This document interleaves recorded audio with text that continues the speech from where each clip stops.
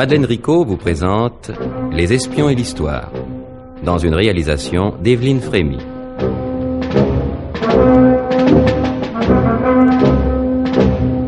Si je suis condamné à mort, Oachian, mon fantôme viendra vous hanter. L'homme qui prononça ces mots est devenu depuis près de 30 ans un fantôme qui n'a cessé de hanter ses juges japonais, ses amis ennemis allemands, les enquêteurs américains, les journalistes et les historiens. Tout à la fois ceux qui en connurent la personne physique et ceux qui voulurent en recréer et en comprendre la personne intellectuelle et morale. Ce fantôme est sans doute l'espion qui a donné lieu au plus grand nombre de livres, d'enquêtes, de controverses. Controverses auxquelles sa confession écrite en prison et qui mêle habilement le précis au flou n'a pas permis encore aujourd'hui d'élucider totalement l'étrange personnalité. Il est donc extrêmement difficile de résumer en 30 minutes et cet homme et son action. On ne peut que les esquisser. Pour le faire, nous ferons surgir ce fantôme de la mer des temps, car il a su s'inscrire dans la mémoire de l'histoire, l'histoire avec un grand H. En effet, tous ceux qui s'intéressèrent à lui s'accordent pour assurer qu'il contribua, pendant la dernière guerre, à modifier le cours de celle-ci.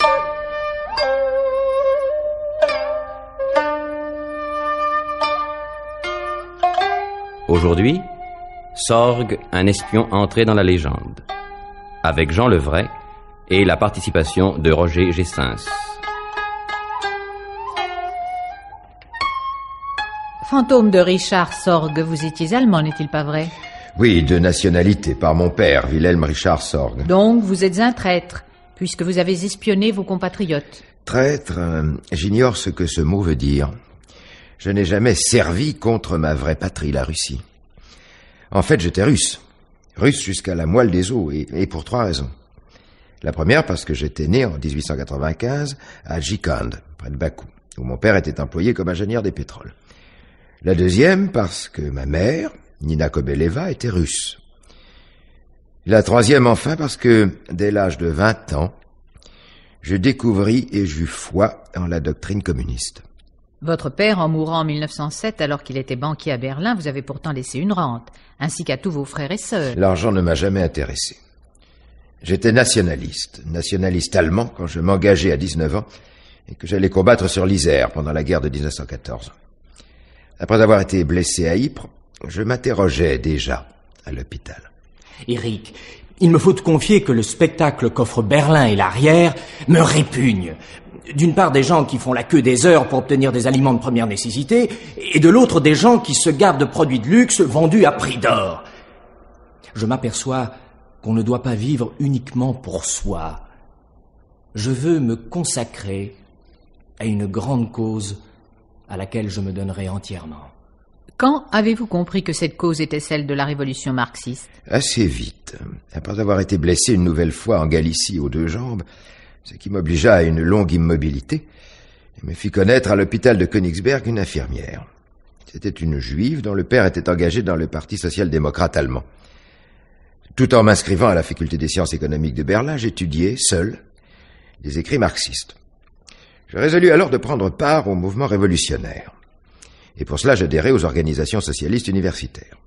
Puis, en 1919, après l'effondrement de l'Allemagne, je m'inscrivis au Parti communiste qui venait d'être créé. C'est cette même année où vous orientiez à tout jamais votre destin que vous avez passé votre doctorat et sciences politiques à Kiel. Ma profession n'était qu'une couverture, comme tous les métiers que j'ai exercés ensuite. Ma fonction véritable était de mener à bien des missions politiques pour le parti. À Aix-la-Chapelle, à Hambourg, dans la Ruhr, je formais des cadres locaux et j'écrivais des articles dans la Voix des mineurs.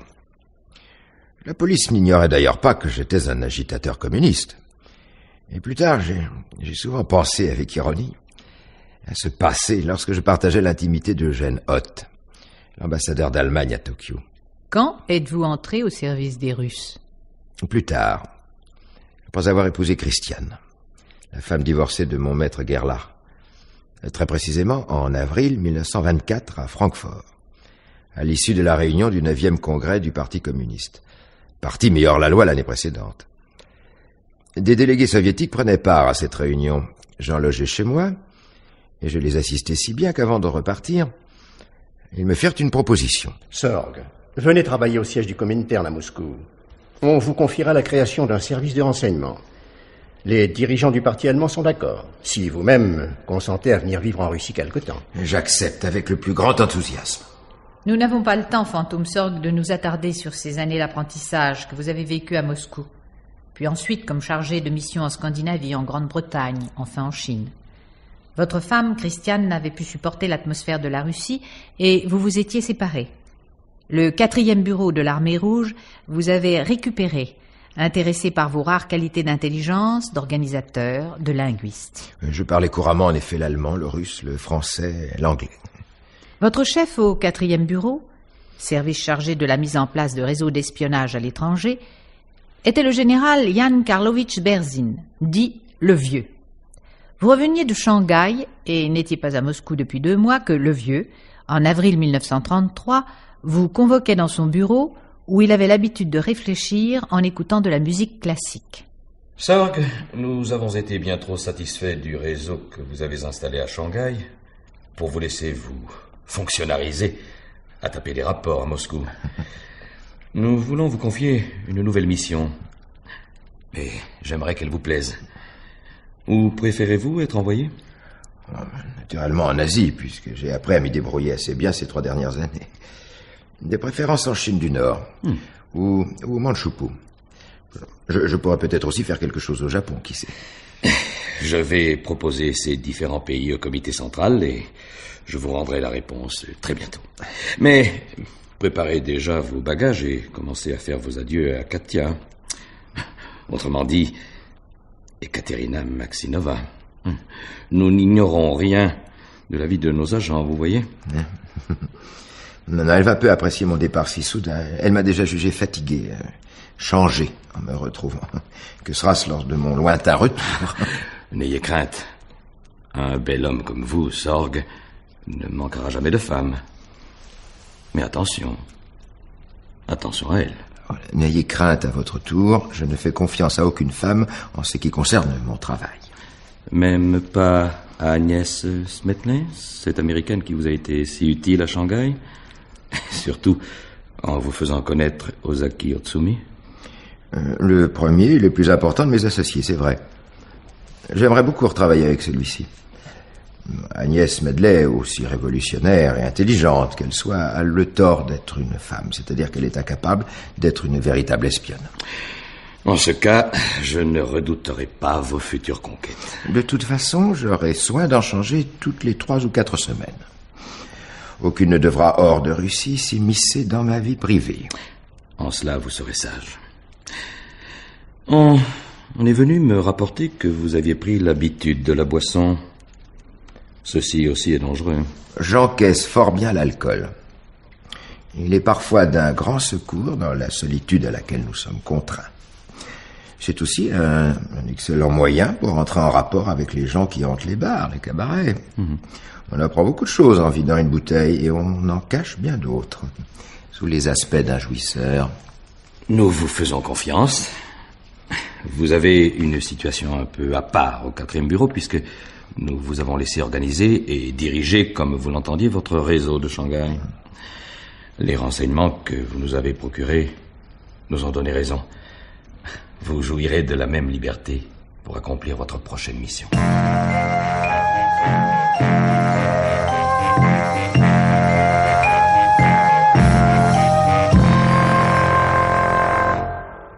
Ainsi, Berzin, ce que vous attendez de moi, c'est de savoir s'il est possible de contacter au Japon des étrangers et des Japonais afin de recueillir des renseignements sur la politique de ce pays envers l'Union soviétique.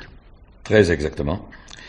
Il nous faut absolument savoir si, à la suite de l'envahissement de la Mandchourie par les Japonais, ceux-ci se proposent ou non d'attaquer la Russie. Votre tâche va être difficile. Nous n'avons personne là-bas et les Japonais extrêmement nationalistes se méfient de tous les étrangers. Il vous faut une couverture solide. Avez-vous une idée de celle que vous pourriez avoir? Pourquoi ne pas se servir de celle que j'ai employée déjà à Shanghai? Correspondant de presse des journaux allemands? Oui. Les Japonais voudront des preuves irréfutables de cette collaboration. Comment les avoir? En allant les chercher à Berlin. À Berlin? Vous y étiez connu pour vos opinions avancées. Il doit y avoir une fiche vous concernant. Sans doute. C'est un risque à prendre. Et je le prendrai.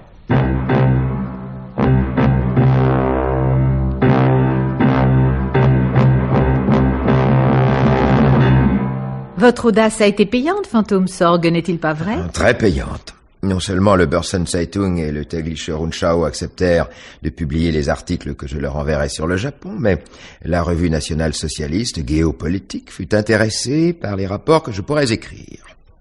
Non, et surtout, mon ami le journaliste Zeller me donna une lettre d'introduction auprès du lieutenant-colonel Eugène Ott, attaché militaire adjoint de l'ambassadeur d'Allemagne au Japon. Ce pauvre Ott, vous le bernerez avec si peu de pitié. Où la pitié a-t-elle sa place quand on a comme but d'aider le monde à se libérer de l'impérialisme et du militarisme capitaliste, lorsque l'on veut rendre la guerre impossible? Au bout de 2 mois, je sentis que je ne devais pas m'attarder plus longtemps à Berlin, et je ne voulais pas que l'on s'intéresse trop à ma personne. Et très officiellement, je partis pour le Japon, où j'arrivai le 6 septembre 1933. Et dès votre arrivée en ce pays, vous vous êtes employé à constituer votre réseau, le réseau Ramsay. Nous ne devions pas être nombreux dans ce réseau, 4 ou plus. Le Radio Bernhardt, arrivé sous l'apparence d'un exportateur, peu après moi. Branko Vukelic, qui attendait depuis plusieurs mois que je prenne contact avec lui. Cela se fit dans son appartement meublé de l'immeuble Bunka où il vivait. Par précaution, Bernhardt prit le premier contact avec lui dans son appartement. Connaissez-vous Johnson? Je le connais. Je ne suis pas Schmitt, mais c'est lui qui m'envoie. Branko Vukelic avait 29 ans alors. Il était intelligent, sympathique. Sa couverture était excellente. Il était correspondant du journal Politica de Belgrade et de l'hebdomadaire français Vue. Il fut par la suite correspondant de l'agence Havas, fort bien introduit dans les ambassades de France et de Grande-Bretagne. Et le 4e membre du réseau Ramsay, quel était-il? Le gentil Miyagi Yotoku. Il avait 30 ans et m'arrivait des États-Unis où il avait milité dans les rangs du Parti communiste japonais en Amérique. Lui aussi était intelligent, obstiné, loyal, et il avait l'imagination des artistes dont il faisait partie, car il avait un très réel talent. Il gagnait sa vie en vendant ses œuvres, ce qui me permit de le contacter d'une façon originale. Vukelic fit passer une annonce ainsi conçue. On recherche estampe Ukise urgent, s'adresser boîte 423, Japan Advertiser, Tokyo. Miyagi répondit au journal et Vukelic et lui se rencontrèrent dans les bureaux du quotidien. Ces gravures traditionnelles sont exactement celles que je recherchais pour ma collection. Mais accepterez-vous que je vous règle en dollars et non en yens? Ah, si vous voulez. J'ai moi-même des dollars pour vous rendre. Voyez. Je vois en effet. Mais sortons, voulez-vous? Nous allons boire un verre de saké ensemble. Oui, très bien. Vukelic avait vérifié que le dollar sorti par Miyagi portait le numéro qui suivait un de ses propres dollars. Le réseau était donc au complet. Il ne restait plus qu'à nous mettre au travail, ce que nous fîmes aussitôt. Et cela marcha assez bien, puisqu'en janvier 1934, je pus déjà envoyer ce message à Moscou par notre poste de Vladivostok. Je crois que je suis en train de réussir à les mener tous par le bout du nez. Mais notre réseau put obtenir des renseignements vraiment intéressants lorsque je pus contacter Ozaki. Il était revenu de Chine et travaillait au journal Asahi. Je lui donnai rendez-vous un jour dans le parc aux cerfs de Nara. Acceptez-vous de m'aider, comme vous l'avez fait autrefois en Chine.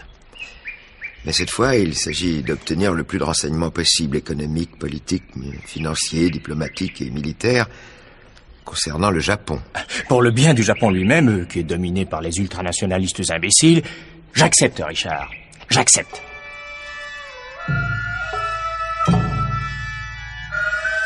En juillet 1935, au moment où la guerre semblait inévitable entre le Japon et l'URSS, vous êtes revenu à Moscou pour rendre compte, mais non pas à Berzine, envoyé à l'armée d'Extrême-Orient, avant d'être une des victimes des purges staliniennes, mais à votre nouveau chef, Semyon Vritsky.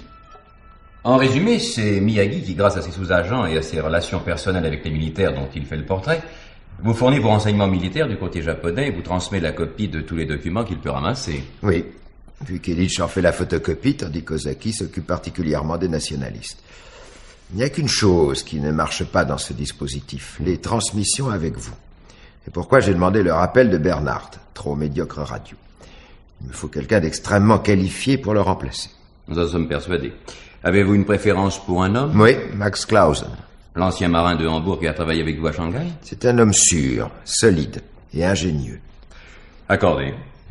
Mais je vous en prie, dès votre retour à Tokyo, concentrez tous vos efforts sur l'ambassade d'Allemagne pour savoir si le pacte germano-nippon va se conclure ou non. Grâce à mes rapports très amicaux avec l'attaché militaire Ott, je pense y parvenir. Mais afin de pouvoir pénétrer vraiment dans la place et y asseoir mon crédit, je crois qu'il serait indispensable de confier aux Allemands quelques-uns des renseignements que me rapporteront Miyagi et Ozaki. M'y autorisez-vous? Il faut que je consulte au sujet de cette demande qui est d'une extrême gravité, mais a priori, je n'y vois pas d'inconvénient. À la condition toutefois que vous ne livriez que le minimum indispensable. Nous vous laisserions liberté d'en juger. Ne vous inquiétez pas, je donnerai un œuf contre un bœuf.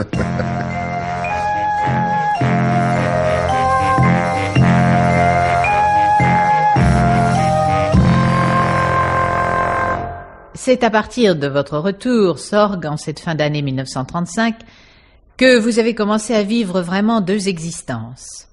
Chef du réseau Ramsay, mais aussi secrétaire officieux de ce pauvre Ott, qui vous avait même procuré un bureau à l'ambassade. Eugène, confiez-moi ces papiers quelques heures. Je veux les étudier à tête reposée. Oui, une drôle de double vie. Officier du 4e bureau de l'Armée rouge, vous n'aviez pas hésité à devenir chef de la section locale du parti nazi. Correspondant consciencieux des journaux allemands où vous passiez pour le meilleur expert de l'Extrême-Orient, vous étiez aussi pour le SR soviétique le remarquable analyste de tous les renseignements qui vous parvenaient. Enfin buveur, débauché, passant souvent la nuit dans votre petite maison japonaise numéro 30 Nagasaka-sho à Azabu, en compagnie de Hanako-san, jolie hôtesse du restaurant-bar allemand Rheingold, vous écriviez de tendres lettres à Katia. Katia qui vous attendait année après année à Moscou. 9 avril 1936. Ma chère Katiusha, j'ai enfin reçu de bonnes nouvelles de toi. Je suis heureux de savoir que tu vas bien et que tu as un appartement agréable. Mais la pensée que tu es seul pour t'occuper de tout et que je ne peux rien pour toi m'attriste. Pour être objectif, il faut avouer que ma vie ici est pénible, très pénible. Mais l'on pouvait s'attendre à pire encore. Je suis si seul ici. Je t'aime et ma pensée ne te quitte pas. Richard.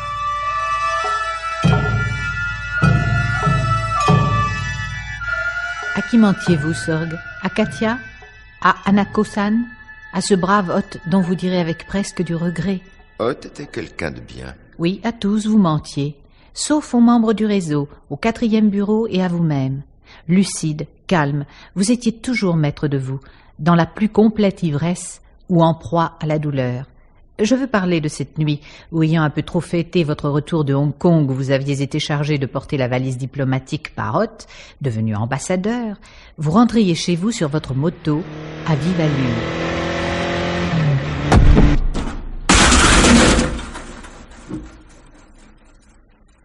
Relevé grièvement blessé par la police, vous avez réclamé la présence de Max Clausen à l'hôpital. Max, prends dans mes poches les rapports qui s'y trouvent.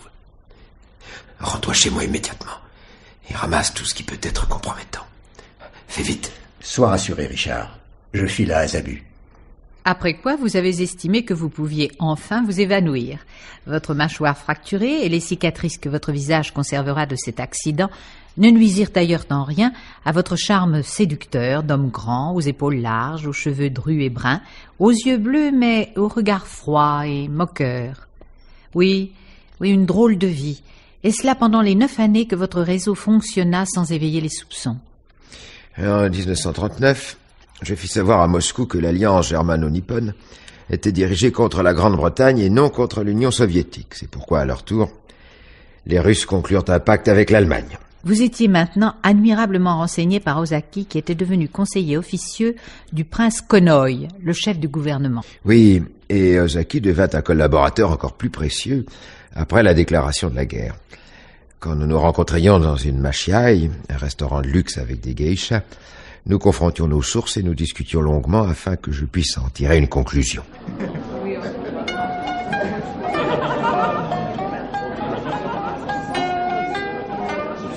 Le colonel Ritter von Medermayer, envoyé spécial du ministère allemand de la guerre, est arrivé hier. Je suis persuadé, d'après ce qu'il m'a dit, que la guerre contre l'Union soviétique est déjà décidée. Les Allemands ont besoin du blé de l'Ukraine et de la main-d'œuvre énorme que leur fourniraient les prisonniers russes. Si cela est, il vaut mieux que la Russie livre son blé et son pétrole à l'Allemagne pour éviter à tout prix la guerre. Oh, si Hitler exige ces livraisons, je crois que Staline effectivement cédera, mais ce que je crains, c'est que l'Allemagne attaque la Russie à l'improviste.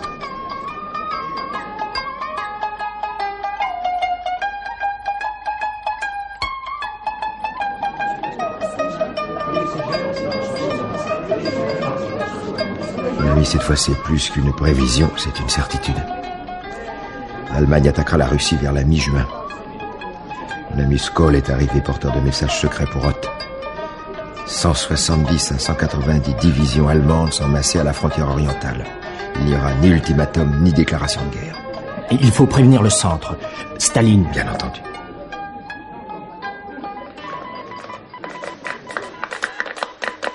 Le 15 mai 1941, Clausen indiqua au centre la date exacte de l'attaque, le 22 juin. Nous attendîmes, mais aucune réponse ne nous parvint. Et la Russie fut envahie le 22 juin, très exactement. J'enrageais. Quel désastre, mon Dieu, quel désastre. Il semble que nos messages n'aient pas été reçus. Oui, sinon pourquoi Staline n'a-t-il pas réagi? Pourquoi n'a-t-il pas pris ses précautions? Il nous faut toutefois continuer notre tâche, Max. Prévenir le centre que le général Hoth tente d'obtenir du Japon qu'il entre en guerre contre l'URSS d'ici 1 ou 2 mois. Le centre prit cette fois au sérieux vos informations. 27 juin 1941. Faites-nous connaître les décisions prises par le gouvernement japonais concernant notre pays. Informez-vous des mouvements de troupes en direction de nos frontières.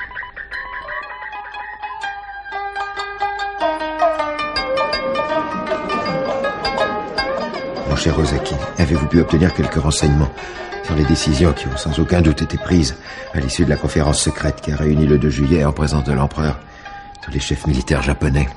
Est-ce la guerre? Pas pour l'instant. Il aurait été décidé d'attendre la suite des événements militaires en Russie. Hein? Pourtant, Hoth est persuadé que la mobilisation des troupes japonaises indique que l'entrée en guerre du Japon est certaine. Non, je vous assure que ce n'est qu'une mobilisation de précaution. Pourtant, si les Allemands s'emparent de Moscou, alors il est probable que le Japon déclarera effectivement la guerre à l'URSS. Une fois de plus, Sorg, vous avez fait le point sur toutes les informations contradictoires qui vous parvenaient. Et vous en avez tiré une conclusion que vous avez envoyée dans un télégramme aussi important que celui qui avait prévenu de l'attaque du 22 juin. Il est fort probable qu'à moins d'une victoire décisive de l'Allemagne en Russie d'Europe, le Japon n'attaquera pas l'URSS. Moscou tenait bon. Et vous confirmiez? 12 août. L'échec des Allemands devant Moscou dimanche dernier a refroidi l'enthousiasme des Japonais. 23 août. Tojo estime que ce n'est pas encore le moment pour le Japon de déclarer la guerre. Les Allemands sont extrêmement mécontents de l'attitude des Japonais. Signé Ramsay. Les jours passaient. La résistance russe ne faiblissait pas. L'hiver allait arriver. Le 14 septembre, vous en avez tiré la conclusion finale qui s'imposait à vous. Une action du Japon contre l'URSS est désormais hors de question. Mais Sorg, c'est par votre vieux complice, Max Clausen, que nous avons su ce qui s'était passé 1 mois plus tard chez vous. Votre dernière réunion avec votre radio et Vukelic autour d'une bouteille de saké. Je suis vraiment inquiet. Je vous assure, j'ai l'impression que je suis surveillé. Je crains, Max, que tu n'aies malheureusement raison, car il me faut vous informer tous deux que j'avais rendez-vous avec Ozaki mardi soir au restaurant Asie dans l'immeuble du chemin de fer de Mandchourie et qu'il n'est pas venu. Depuis, je n'ai eu aucune nouvelle de lui, ce qui est tout à fait inhabituel. De même, Yagi devait venir me voir hier et n'est pas venu. Qu'en penses-tu, Richard? Que la police a dû les arrêter. Il nous faut prendre garde. Mais nous avons de bonnes couvertures.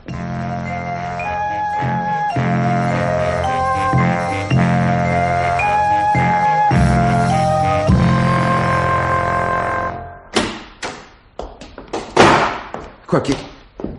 Qui est-il? Qui êtes-vous? Des agents de la Toko. La police spéciale? Que veut-elle? Vous interrogez à propos de votre accident de moto. Allez, laissez-moi m'habiller, je suis en pyjama. Non, non, venez assis. Nous n'avons pas le temps d'attendre. Vous n'avez pas le droit d'agir ainsi. C'est une arrestation illégale. L'ambassadeur d'Allemagne se plaindra à votre gouvernement.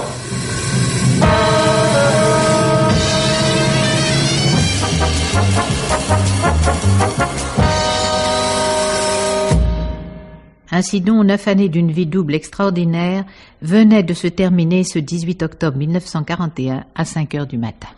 Ouais, d'une façon si sotte, si bizarre, que je trouve encore le sort injuste. Le réseau n'avait commis aucune faute. Et ce n'est pas la police militaire qui nous avait démasqués, mais la police spéciale enquêtant sur les communistes japonais en Amérique. Elle était remontée jusqu'à notre camarade Miyagi, qui fut arrêté le 11 octobre. Tuberculeux, doutant de sa résistance physique et morale, il tenta de se tuer en se jetant par la fenêtre du commissariat. Mais un arbre le reçut et, torturé sans doute, il avoua peu après qu'il faisait partie d'un réseau d'espionnage livrant vos noms, et cela à la grande stupeur des Japonais et à celle des Allemands. Évidemment, mon ami Hoth croyait que je ne travaillais que pour lui. Pendant près de 2 années, vous avez été interrogé par les 2 polices japonaises, la civile et la militaire, ainsi que vos amis et complices. Enfin, vous avez été jugé en août 1943 et condamné à mort ainsi qu'Ozaki. Quant à Miyagi, il était déjà décédé en prison. Vukelic, condamné à la prison à vie, mourra d'épuisement en 1945. Seuls Max Clausen et sa femme seront libérés par les Américains et regagneront la Russie. Mais vous, Sorg, vous aviez espéré être échangé contre un autre espion lorsqu'après votre procès, vous voyiez les jours passer. Oui, j'espérais. Pourtant, le 7 novembre 1944, une demi-heure après l'exécution par pendaison d'Ozaki, dans une pièce de la prison de Tokyo, le gouverneur vint vous chercher. Et là réside un mystère, car il y a 3 versions de votre mort. Tout d'abord, la version japonaise. Monsieur Sorg, avant que le bourreau n'exécute la sentence à laquelle vous avez été condamné, il me faut vous demander si vous avez quelque chose à déclarer. Non, je n'ai rien d'autre à déclarer. La deuxième version vient d'un conteur anticommuniste, sans doute. La corde autour du cou, vous auriez renié votre vie entière et la foi qu'il avait dirigée en vous écriant « Au diable le genre humain !» Enfin, la troisième version est celle donnée par les soviétiques. Juste avant de sentir la trappe se dérober sous vous, vous auriez crié « Vive le Parti communiste, l'Union soviétique et l'Armée rouge !» Qu'en est-il exactement? Dites-le nous maintenant, je vous prie. Une fraction de seconde après cette triple version de mon dernier instant, je devins fantôme. Les fantômes n'ont pas à dévoiler leurs secrets aux vivants. La douce et jolie Hanako, en novembre 1949, retrouva vos soi-disant restes à la fosse commune du cimetière de Soshigaya. Elle les fit incinérer et sur l'urne qui les contient, on peut lire l'inscription suivante. Ici repose un héros qui a sacrifié sa vie en luttant contre la guerre et pour la paix du monde. Mais cette urne, contient-elle les cendres du véritable Sorg? Sorg, l'espion entré dans la légende.